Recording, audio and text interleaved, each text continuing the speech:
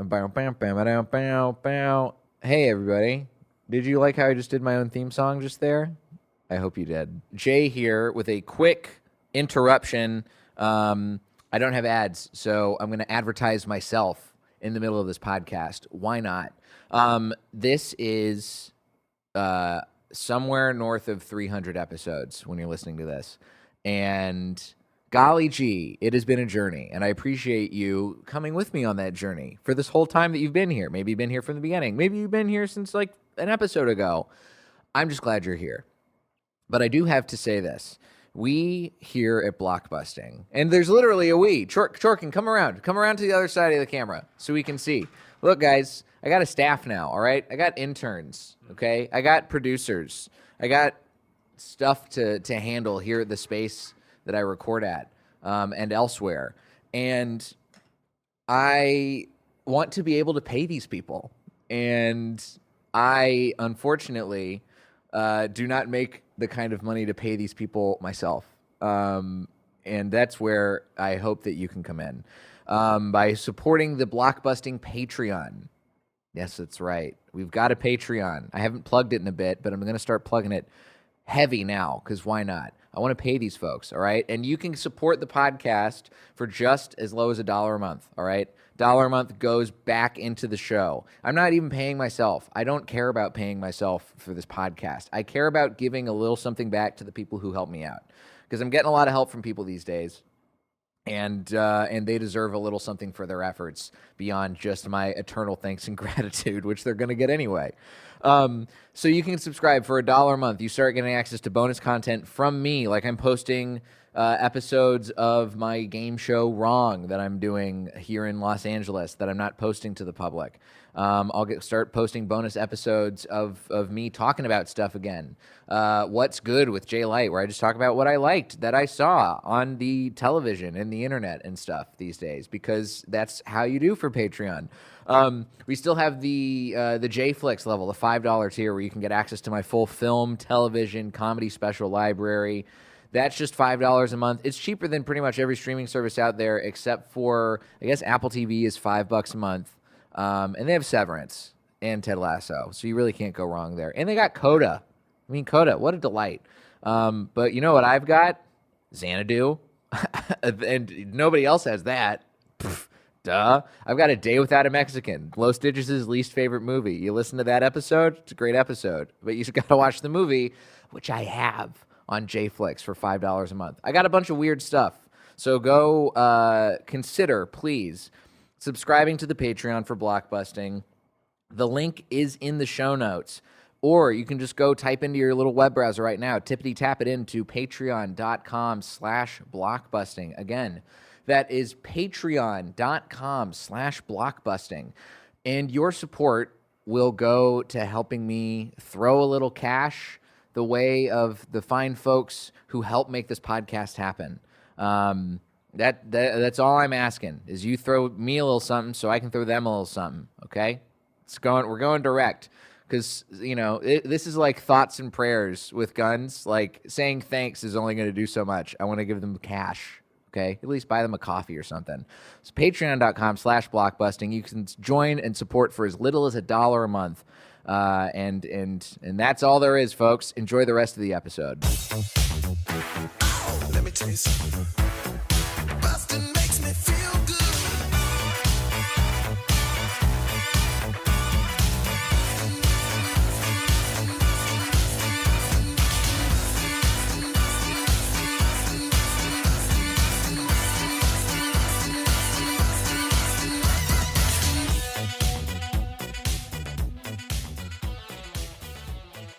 Hi, everybody. Welcome to Blockbusting, the podcast where we love to hate movies. I'm your host, Jay Light. Joining me today, my summer interns. Hello. It's Melanie and Chorrkin. Introduce yourselves. What's up? How we doing? Do you want to say your name, too? Oh, yeah. My name's Chorrkin Chin. Chorrkin Chin. Yeah. And Melanie Meisner. Look at that. Two budding students. I don't know where I was going with that one. Two Elon University students. It's true. Helping me out all semester, all summer, doing great work. The best interns he's ever had. Out of the 4 that I've had, y'all are definitely in the top 4 for sure. I'll take it. You guys should. It's tough. It's tough. I can't pick my favorite interns. I really can't. It's too hard. But you do have something going for you that the last interns didn't, which is that you picked a movie that you both actually hate. Yeah. Good for us. We followed the rules. Last time we had a debate, which was a first for this podcast, and that's fine. I'm fine with the debate, but I would rather talk about a movie that is all around bad. And you tried to change it out on us, Melanie. You tried to change tack last second. I did. I really did not want to rewatch this movie. The Wrong Missy, I have to say, is probably one of the worst Adam Sandler movie I've ever seen. I don't want to dive too deep in just to start off, but I wanted to change it because I just could not sit through it again, and it was proven true because I had to stop it when I was rewatching it last night and finish it this morning because I was getting so anxious watching it. Which is, I mean, that's tough to do for a movie that's barely an hour and a half. I had never seen it until you brought it up, and I had heard a lot about Lauren Lapkus' performance in it being very good, and that being the only, like, good part about this movie. And I was, it lived up to its expectations. I have no desire to continue watching this movie, but I did it. And I did it for you, and I did it for you. So tell me about your first experiences watching this movie. Chorrkin, let's start with you, because you've said about a sentence total on this entire episode of the podcast. Absolutely. Thank you. So, yeah. So I watched it like probably a week ago. For the first time? For the first time, yeah. I wasn't familiar with this movie, but I know a lot of the cast. David Spade. So, I was like, it's going to be funny. It's going to be funny. Sure. Because, I feel like all Adam Sandler's, like, they usually hit home for me and they're, like, pretty funny. But I'm usually pretty optimistic about movies. This one in particular, I really cannot defend. That is tough. It is tough. Because I remember you told me you were like, you don't really have problems with movies. Yeah, I mean, like most movies, they're a good watch. I either like I like them, they're all right, or like I love them. This one I kind of struggled to get through a little bit. It's tough. I mean, by the way, we keep saying an Adam Sandler movie. It's only an Adam Sandler movie in that he produced it, for clarification. Yes. Because Happy Madison is the Adam Sandler shingle, his brand, his production company. No trace of Adam Sandler in this movie. I dare say if Adam Sandler was actually in this movie, it would have been better. Game changer. Game No doubt. changer. No doubt. Yes. He totally. could have played a lot of the characters. He could have played David Spade's character. He could have played Nick Swardson's character. He could have played the guy, what's his name? Jeff Pearson, Jack Winstone. He could have played the Yes. boss. That would have been fun. But no Adam Sandler. It's a disappointment. In 2014, he signed a deal with Netflix, Happy Madison and Adam Sandler, to have 4 movies for like $250 million. And it went well, so they re-signed it in 2017. But there's been no good movie since 2014 of Adam Sandler. Like, we got... I mean, well, that's not good. I'm not going to say good, but compare it to like 1990s and early 2000s Adam Sandler. I haven't seen it, but I have heard Hubie Halloween is very good. That's probably the only goodish one. I haven't seen it, so I can't. It's a caveat, so I can't claim that it's good. That's fair. But I've heard it's fun. I love Happy Madison. Like, that cast I will take over and over again. Like, grown-ups, blended, just go with it. It's basically just go with it, but not funny. Right. This movie. Have you seen that one? No, It's You haven't Adam seen Sandler. Just Go With It? I haven't seen Just Go Dude, With that's It. like an all-timer, I man. stopped watching Happy Madison movies regularly around. I think the last one I saw was I Now Pronounce You Chuck and Larry. That's a good one. I saw, and I didn't even see it in theaters. I saw it on cable. And I was like, this is fine. Sorry, I haven't heard that word in a while. I know, me either. I haven't talked about watching a movie on cable in I think almost a decade. It was in college when I watched it. It was on Comedy Central at whatever apartment complex my friends lived in over by West End. But yeah, I haven't seen. I've seen Adam Sandler as dramatic Adam Sandler, Uncut Gems, one of my all-time favorites. Kills it in that movie. But this is very different from that, obviously. Hustle too. I haven't seen Hustle yet. I still gotta watch that. Watch it tonight, like immediately. If I didn't have 4 other movies I had to watch this weekend, I absolutely would. This movie, so you watched it for the first time because of this podcast. And Melanie, what was your first experience watching this movie? I watched this when it came out originally during the pandemic. So we were sent home from school, and my whole family was back together under one roof for the first time in like 3 years, 4 years. Okay. And I love my sister. We're great. We're best friends, but we have such a better relationship when we're not living together under the same roof. So basically, she is very much like Missy, not in the way she doesn't always pick up on the senses like of a conversation. If we're trying to keep it private, she'll like butt in. And so I was very much at the point where, okay, I'm stuck with my family for a few months. Like, as much as I love them, like I'm going crazy. Like, and then we sit in the basement, turn off the lights, and Missy comes out, and I'm like, can this girl shut the fuck up, please? Like, I couldn't even finish the movie with my parents. I had to leave like half an hour into it and just like separate myself for the rest of the night, because I was like, we were supposed to have a relaxing night. Now, not Adam Sandler necessarily, but this movie's not what I was expecting, and I was really disappointed. Let's extract Adam Sandler from... Let's take his name out. We're besmirching his name by talking about him in the same my sense fault, as my fault. the Wrong Missy. You're right. No, it's all of our faults, because we're assuming that it's an Adam Sandler movie just because it's a Happy Madison movie. I don't think that's the case. It doesn't feel like old school classic Happy Madison stuff.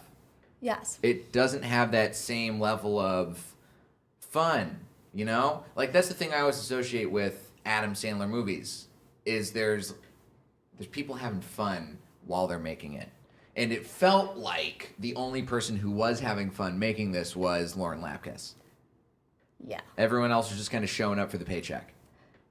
Which at the end of the day, that's what Netflix does. They just that's their biggest thing. I remember learning that in class. They have no limit to what they want on their channel, on their streaming site. They just want everyone in there. That's Right. why now they're charging people to get ad-free, because Right. they reach their audience. But like, you don't have to just keep pumping stuff out to do it, especially if it's going to get shitty reviews. Well, the other thing, too, though, is that there's a level of... So, if we're watching an Adam Sandler Happy Madison comedy, we are not expecting the most highbrow humor, right? Yeah. We're expecting stuff to be a little bit more lowest common denominator. Slapstick. Not even just slapstick, too. Like, we got slapstick, we got jokes that are... They're not bad jokes, but they're not like the greatest jokes of all time, Yeah. right? You've got there's classic comedy moments, but it's not stuff where you're like, that's one of the all-time like best written jokes I've ever seen or heard in a movie. This movie, on the other hand, barely even tries to like get to that level. A lot of the stuff that you can tell that you're supposed to laugh at is literally just somebody saying fuck on screen. Yeah. It's so much of the humor in this movie is like, oh, this guy said fuck. I guess we gotta laugh now. Uh-oh. Yeah. They're wacky. Chorrkin, it seems like you have some thoughts. No, I mean, just I'm thinking about all like the moments that they tried to make really funny, like, and like I compare it to the other Happy Madison movies, and like I feel like it just doesn't work the same way that it does in the other ones. What's your favorite Happy Madison movie? Grown Ups. Okay. Yeah. So I've never seen Grown Ups also. All right, so You're that's making another. some foul mistakes here. That's how Like I am. said, Grown Ups is after my period of not watching Happy It's after Madison his movies, prime. really. He's It's true. It's after out I of didn't his pronounce prime. Chuck and Larry. Still so good. So tell me about what your favorite parts of Grown Ups were. Okay, let me like do a side by side comparison scene. Let's do All right. it. All right, so you know, in Wrong Missy, right? Missy falls off, or she's like drunk or whatever, and she like falls off a cliff and doesn't die, and like everyone's like, oh shit, she's alive and stuff. Mm-hmm. Same thing happens in Grown Ups, like on the zip line. They do like some dude does a zip line over a pool, Okay. and he crashes into like a shed, and like everyone's like, oh shit, and he like breaks all his bones. Like that's like an all-time moment in that movie. Sure. In this one, it's just like, I mean, of course she's gonna be alive, you know? Like, it's just like, We're only 20 minutes into the movie. yeah, it's Right. just like not that, like, it didn't hit. You know what I mean? Sure. Yeah. Melanie, what about you? What's like your all-time, if you had to do a side-by-side? Because we got a lot of similar themes coming up. You mentioned Just Go With It. We got Grown Ups on the table. 50 First Dates is something that also comes to mind watching this so movie. good. I think I have to rank Just Go With It as number one. It's just, Jennifer Aniston brings me comfort. But like, what do you see in Just Go With It that this movie tries to do and fails? One, they're going to a resort. Two, destination extravaganza. But we didn't need to be taken away for The Wrong Missy. We could have just stayed in America, or like it could have just been in Portland. It's an interesting city enough. Mm-hmm. I don't think they necessarily needed to go. Like, it's almost like they just had the budget to do it, so they went. Or like it was just Right. another thing to make it more exciting. Like, Sure. cool, there's a palm tree in the background. Like, yeah, that always makes me happier being in LA, but like it wasn't necessarily like a determining factor. And also, I think it was just written a lot better. I think like this, it was written horrible for everyone, like not girls versus guys or anything, but like just the lines weren't good. They weren't coming out naturally. They could have given Barracuda like the best bitchiest lines. Like she's a beautiful woman. Like she's literally out there in a bikini half the time. Like make her like step up a little more. Mhm. Like we don't have to just like see it. We want to hear it. That's one of the biggest things I wrote down is that this script, the literal note I wrote down is this script, ...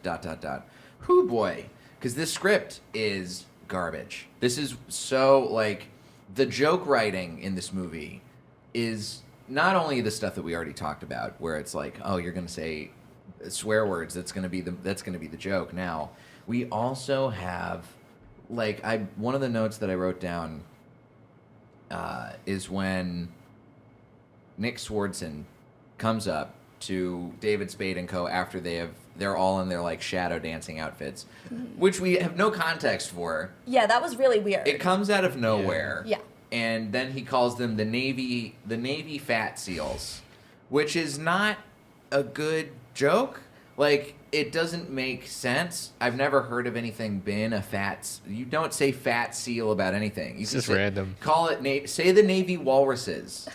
That's how that literally. It's just Yeah. that. It takes just that much to fix the joke. Yeah. And there's so much of that in this movie where it's like you came very close to making an actual joke, and instead of actually trying to tweak it and punch it up, you left it as it was, and it's so frustrating.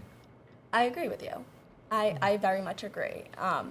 And Chorrkin. Yeah, I mean, I feel like the script was just like the raw first drafts type thing, and like it was just like it didn't work, you know? It really didn't work. There's a lot of stuff that, like, there's so many choices in this movie that are made that really confused me as to why they thought, whether it was the writer, the director, producing team, why they thought this was the right choice to make.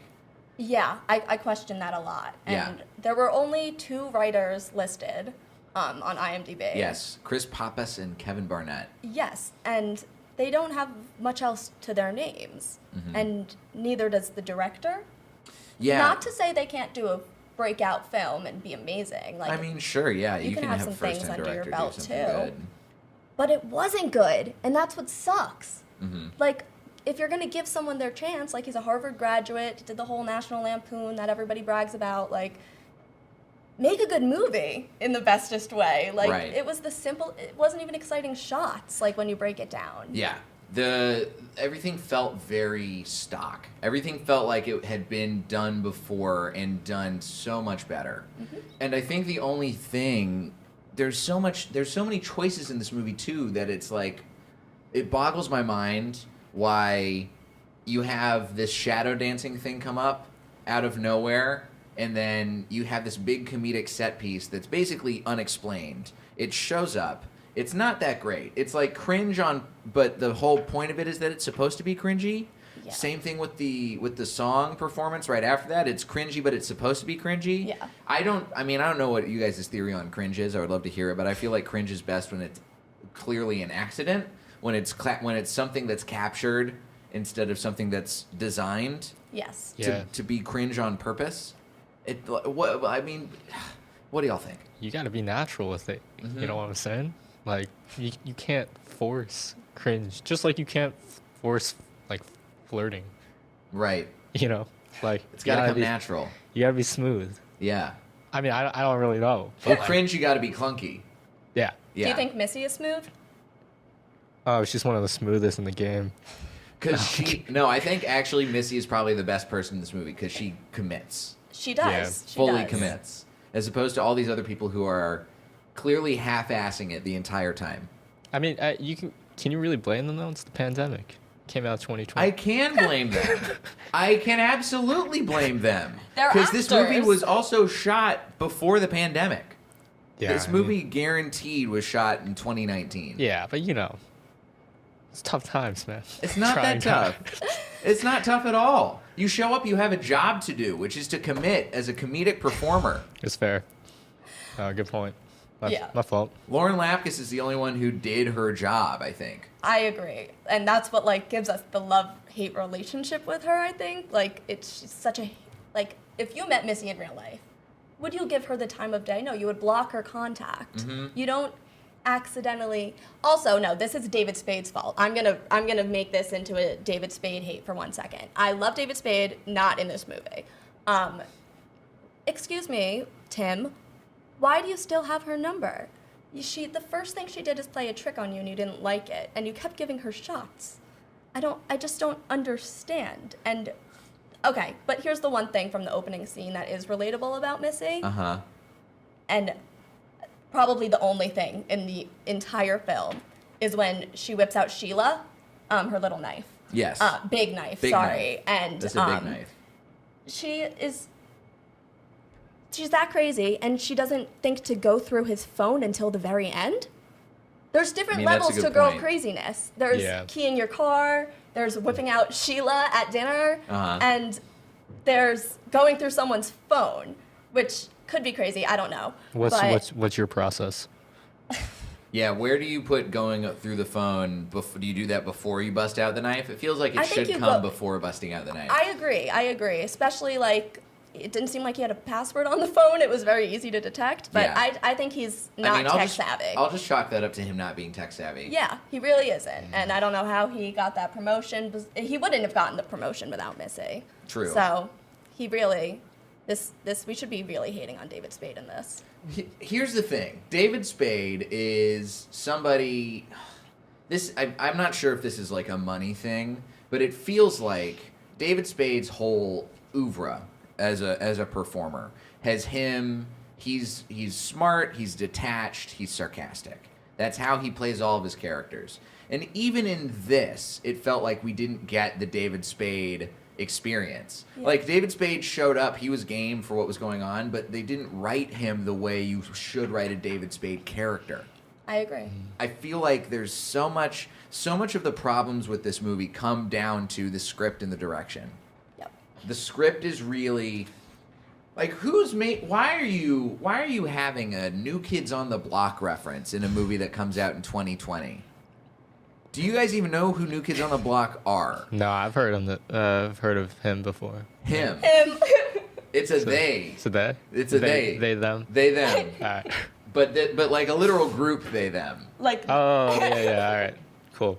They are a boy band from that's what Mark Wahlberg before he was an actor was in this boy band. No chance. I don't think Yeah. I knew that about him. Marky Mark? I know Mark Entourage, like the whole. I thought I knew a good amount about him, but I guess I didn't know he was a New Kids on the Block. singer. He was Rapper? he was more of a rapper. Rapper. But this shit. is right around the time when he was this is, very different time. This is the 80s. Okay. Different time for Mark Wahlberg. He was going by Marky Mark. Marky Mark. There's Marky Mark and the Funky Bunch. Oh And man. then New Kids on the Block, right around this whole time period in the 80s. But again, this is a movie that you two are watching in 2020. Yeah. This movie is designed, I think, basically for people who are, you are the audience. I am the audience. We're fans of Adam Sandler's work. We're fans of the Happy Madison production company stuff. So who, at the end of the day, are we kidding when we say, I don't know any New Kids on the Block songs. As soon as that scene happened, I was like, oh, I guess this is a reference to a song that I've never heard of from a boy band I've never listened to. So is this movie for me? No. I don't know who this movie is really, like, of course it's for us. We're the age, we're the primary target, but I want to know, like, who the two writers were thinking of sitting in the front row in the movie theater. Like, who's going to be dying to this? And I think it was themselves. I think they wrote this for themselves and had a traumatic experience with a woman or something, maybe with a man, and they changed the character because, we always like to twist the script. Let's look up who these people are. Let's look up more about our guys. I mean, there's Kevin Barnett, which is, it's unfortunate because there are two Kevin Barnetts, and one of them was a really good comic, R.I.P. Oh, rest in peace. And the other one is this guy. Let's see. And that's the thing. All of the searches for Kevin Barnett just show up as this Kevin Barnett. We're going to go to the Wrong Missy instead. I'm pretty sure that they did The Do-Over, and I think Chris wrote or contributed to Hall Pass, which is a pretty funny movie. Yeah. Chris Pappas. It's legit stuff. Chris Pappas. Let's see what you did, Chris. Chris wrote The Do-Over, The Wrong Missy. He was a producer on Hubie Halloween. He's a writer on The Righteous Gemstones, which I love. Righteous Gemstones, very fun movie. Unhitched, never heard of it, but seems fun. He is the writer and director of the upcoming movie Alcoholics Unanimous, which Kevin Barnett is also a writer and director on. I know what I'll be talking about the next time I'm on this podcast. He was a consulting producer on The Carmichael Show. Oh, no, that's the other Kevin Barnett. I guarantee that's the other Kevin Barnett because I know Kevin was working on Carmichael Show. Yeah, this is Unhitched, The Heartbreak Kid, The Wrong Missy, The Do-Over, and Hall Pass, and a little bit of Righteous Gemstones. I mean, I can't imagine there's so many frustrating things about this movie and the way it came together. I'm so upset. I can't fully gather my thoughts. It's all right, on man. how mad this movie made me. It's all right. Don't sweat it. They There's worse movies out there. I mean, no, this one's. Why did they choose the My Neck, My Back cover that they had during the threesome scene? That was horrible. Why? Horrible. Why? And it wasn't even like the original. It was a cover. It was a cover? It was a weird ukulele YouTube ass cover. I was like, I get it. We're on tropical vacation. You're going to keep pulling from the stock footage we already have. But why? And here's the other thing. It's like I was saying about every time they had a chance to make an actual joke work, they squander it. This scene, a perfect chance to have actual physical slapstick comedy that kind of works, right? Where you keep knocking Sarah Chalk out. And the song choice ruined the entire scene. It ruins any chance of laughter because the whole time you're like, this could be kind of funny. I see what they're doing here. But then you have this shitty cover of My Neck, My Back playing the entire time. It takes you out. It's bad. They should have just had no music. Play it to silence. Still, it would probably be more entertaining. It would have been way more entertaining and funnier. I probably would have actually laughed instead of been like, why did you pick this song? Yeah. What are you doing, guys? Yeah, that was uncomfortable. What's happening? It makes me wonder what is going on in their bedrooms. Not fully. I don't actually want to know, but Bruh. what is going Sus. on in their love lives? Very sus. Very Very sus. sus, Melanie. No, the whole thing is sus. I understand it's sus, but No, just you. Chorrkin. Chorrkin. Tell us your favorite part, Chorrkin. Do you No, have? I know Actually- my favorite character. Actually, I think we got to circle back to David Spade real quick. Let's circle back to David Spade. That's fair. Let's hit I it. need to ask the question, can David Spade be an alpha in the movie? Oh, I don't think David Spade ever is an alpha role. No, David Spade is not an alpha guy. no, he's a beta. This is okay. And that's fine, I don't think I could be I don't think I could be a main character. You'd work as a sidekick. I'm yeah, if we're talking about sports, I'll come off the bench, make a play, sit back on the bench. That's the player I am. I think there's a reason why David Spade's, the movie that I think comes to mind for a lot of people for David Spade is, I'm thinking of a movie, and I want you two to think of a movie. I want us all to say it at the same time. Okay. And I feel like we're all going to say the same movie. All right? You got it? Yeah, but I have two in my head. I don't know which one to do. Do the one that you think I'm going to say. Okay. You got one in your head? Yeah. Okay, on the count of 3. 1, 2, 3. Tommy Tommy Boy. Grown-ups. Grown-ups? Yeah. I think that's the only other movie with David Spade that Chorrkin has seen. Have you seen Tommy Boy? No. See, that's your problem. You got to watch Tommy Boy. All right. If you want to see a proper David Spade performance, Tommy Boy is the one. Because I think this is what David Spade is great at. David Spade is great in a buddy comedy.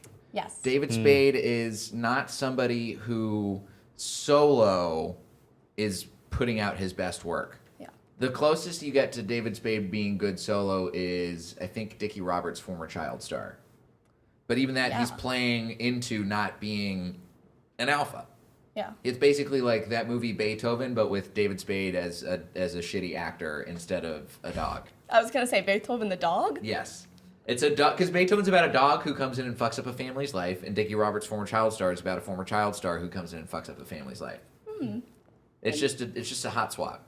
It really is. But Tommy Boy, him and Chris Farley, what a pairing. What a pairing. And David Spade gets to play the straight man to Chris Farley's absurd character. Yeah. And we got John Farley in this movie. Oh yeah, we do. So they even possibly tried Yeah. to do anything to make it buddy or have their, like, you know, can't have Chris Farley anymore, unfortunately, but But you can still make a good you could still do buddy with David Spade. and they're trying to do it a little bit with Nick Swardson, but it's just all wrong. The role doesn't work. The movie is trying to be I think it's trying to be a rom-com. Absolutely. It's hitting the rom-com beats, but it doesn't really work as a rom-com. It doesn't work as what it's setting itself up to be. Definitely, yeah. It just I don't get where this movie thought it was trying to go.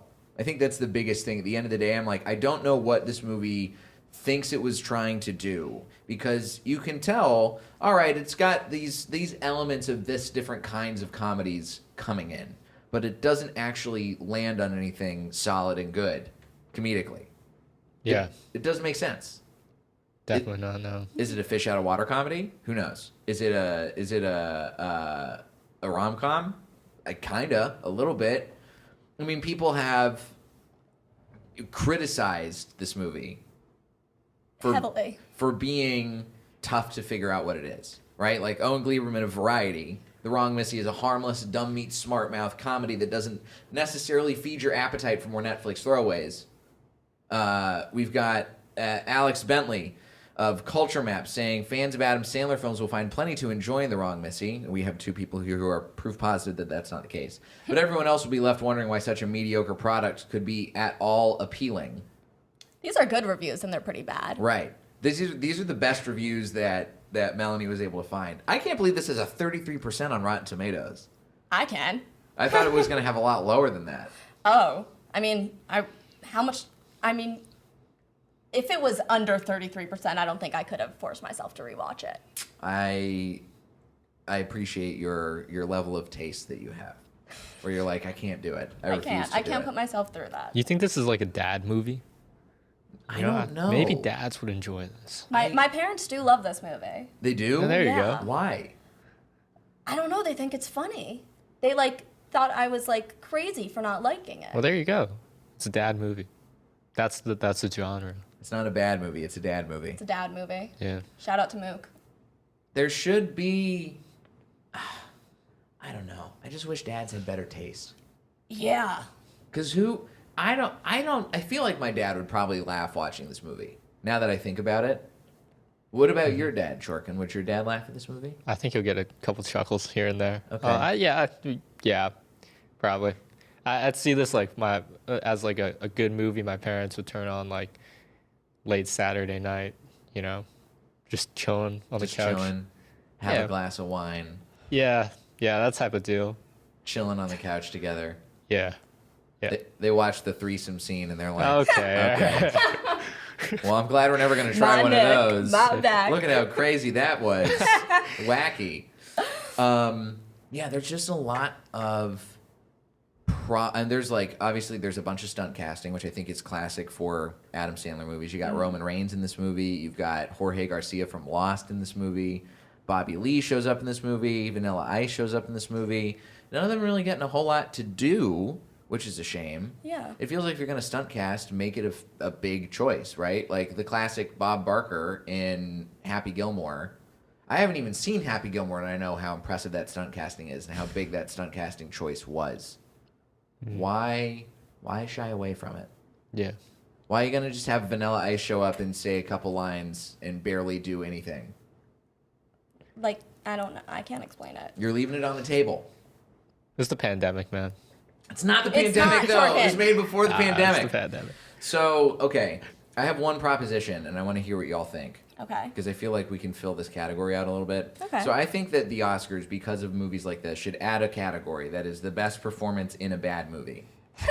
So if this was the movie, I mean, Lauren Lapkus, I think she for me raises this movie by like a full star rating because of how hard she is committing to this god awful dialogue with a like 120% performance. She's given it her all and then some, and I loved it. Yes, me too. I've seen her in Orange is the New Black, like when it first came out, when she was just a security guard who's like tiny and like all shriveled up. So it was so exciting, like to see her go crazy like this almost. Like, and I think she did an amazing job. She did the best acting in the movie, of course. You can never believe anything she says. You don't know how much you can trust her. Yep. She's lying about like 7 different jobs. Yeah. Making it all sound natural. And yeah, I started writing down all the jobs because I couldn't tell which one was her real one. So we have alcohol rehabilitation officer, an EMT who knows CPR because that comes up later. And also they didn't do CPR right. No. And also the guy clearly didn't need CPR. He got himself out of the water of his own accord. I saw that happen on camera. They didn't have to drag him out. He climbed out of the water and then all of a sudden needs CPR. Yeah. That's not how CPR works. Anyway, she's also a psychic. A star diver of her college when she was in university. Is that a job? Do we count that as a job? Athletes are being paid now. Student athletes are being paid, so I feel like, yeah. Yeah, but this is the pandemic. This is the pandemic. This is the pandemic. You're right. Let's take that one away. She's a certified marriage counselor, certified chiropractic practitioner, That's a mouthful. and a hypnotist. Yes. So she's making money, it seems like. Or she's bad at all of the jobs. Oh, that's so true. Could be bad at all of them. We'll see. But I think Lauren Lapkus deserves the Oscar for best acting in a bad movie. Yeah, she's pretty good. But are there any other performances that you feel like, not from this movie, but that could like be added to that category? Shitty movies, shitty actors. Shitty Good movies, actors and good shitty acting. movies. Well, what if I like the movie, but it's rated badly? Does that count? Yeah. Okay. Because that, I think, still counts in the bad movie category. Okay. I'm going to say Dinner for Schmucks. Uh-huh.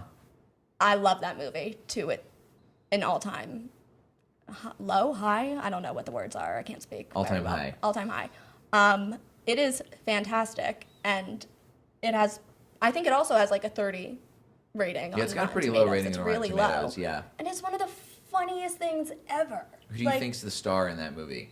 Best performance? Steve Carell. Okay. An all-time classic actor. I love Steve Carell. Yeah,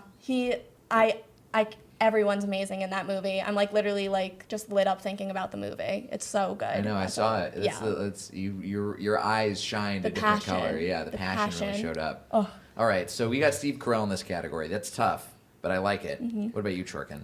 I'm not sure. Do you count the prequels to Star Wars as bad movies? I would say yeah. I count them as bad movies. Okay. I'm gonna go with how do you pronounce Obi-Wan's name? Ewan McGregor. Yeah, he was elite, man. Great choice. Elite Yes. type. He was he's very good in those movies. Yeah. And those movies are bad. Yeah, I mean I like them, but like a lot of people don't. Yeah. And like I think that his acting is like phenomenal. Okay. And have you seen Obi-Wan? Yeah. No, I haven't seen it. Another thing you're really behind, man. I'm really behind. Well, I'm also not like a Star Wars fanatic. He's been working really hard, you know. I've- Jay's been punching the clock. I have been punching the clock. I'm mad at the clock.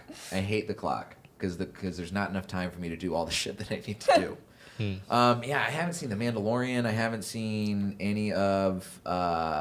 There's another Star Wars thing that came out too, Clone Wars, and that was old. That's Obi-Wan came out recently. There's another Oh, Star yeah, Wars thing Book on of- Disney Plus. Book of Boba. Book of Boba Fett. I haven't seen that either. Missed all that completely. They're all very good, in my opinion. I've heard great things about all of them, Yeah. especially Mandalorian. Yeah. I haven't Yeah. seen it. One of these days. One of these days I will get to it. I believe in it. I think this is a good category to develop, and maybe it's something that I'll think about later on as we continue through this. You should do like podcast awards. Yes. Do your own awards. Well, we have. I mean, I don't want to compete with the Razzies too much. That's tough. The Razzies. Did this movie get nominated for any Razzies? I feel like it must have. I mean, maybe the Razzies took the year off because it was pandemic. The pandemic. Pandemic, yeah. Let's see. It got Trying 5 times. nominations. Oh, it did. It got nominated for Worst Actor, Worst Screen Combo, and Worst Actress. Now, that's not right. Lauren Lapkus does not deserve Worst Actress nominations at the Razzies. If anything, she was... I mean, who else was nominated in that category? I'm looking. Okay. The other people in that category were Kate Hudson for music, Anne Hathaway for The Witches, Katie Holmes for Brahms, The Boy 2, and The Secret, Dare to Dream, which I think I have seen The Secret, Dare to Dream. And then Anna Maria Sikluka for 365 Days. Kate Hudson won that category. She's out of her prime, man. Yeah. She gone.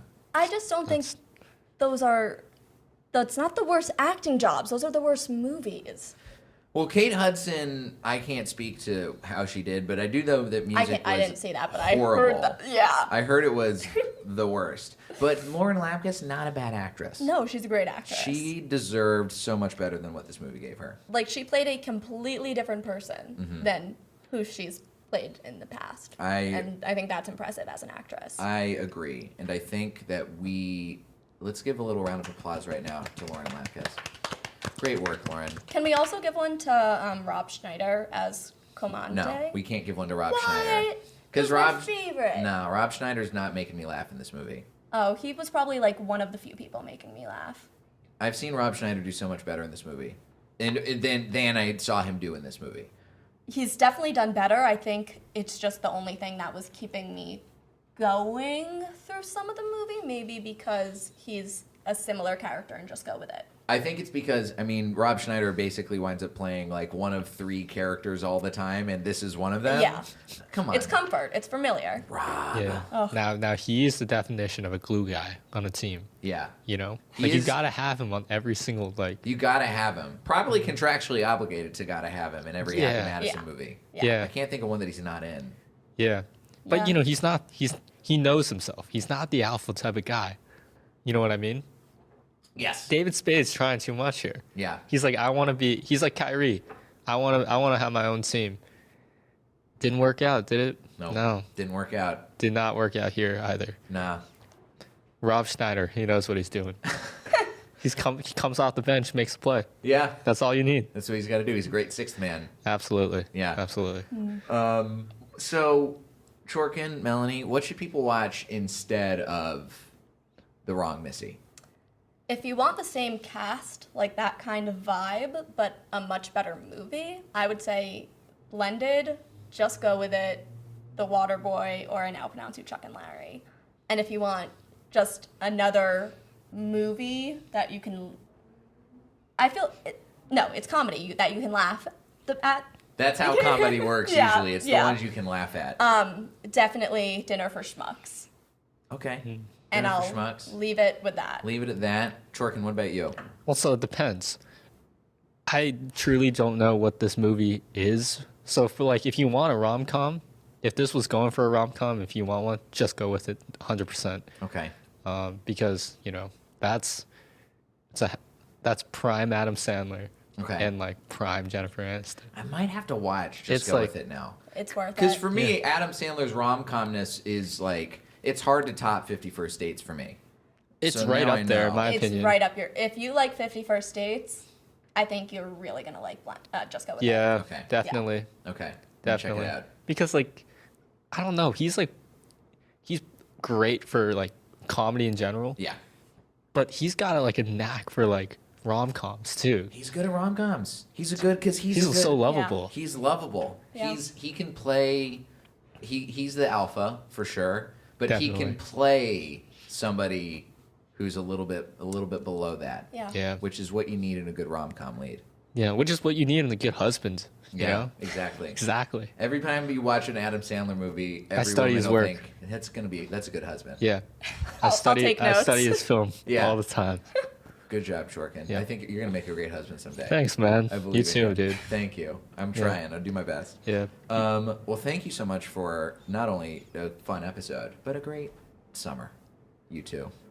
Chorrkin, Melanie, good stuff. I know you both have not personal social media accounts of your own with your own work on it. So tell the folks where they can find your stuff if they want to see what cool things you got going on. Yeah, so you can find me at chorkins.pov. It's where I post all my work. I do a lot of video stuff. And yeah. Cool. You can find me on Instagram at mmmunchies, so 3 M's, and unchies _. What's the story Or, behind that? Melanie Meisner, Munchies. It was a food Instagram account first. Okay. Yeah, And right. now it's not. Now it's not. Or follow Melanie Meisner, whatever tickles your fancy. Either one. Either one. Or both. They're all good. There's all right. You can find me at Diet J on Twitter and Instagram. You can follow Blockbusting at Blockbusting Pod on all the social media platforms. Subscribe to the Patreon if you want to support the show and help fund our rapidly increasing costs because the show is getting more and more expensive to produce by the day. I don't know how we do it. Podcasting's expensive. I forgot. And that's it. Thanks, y'all. Thanks Thank for a you. great summer. Yeah. Thank you. Hags. Hags. Hags. This has been Blockbusting. Go see something good for a change.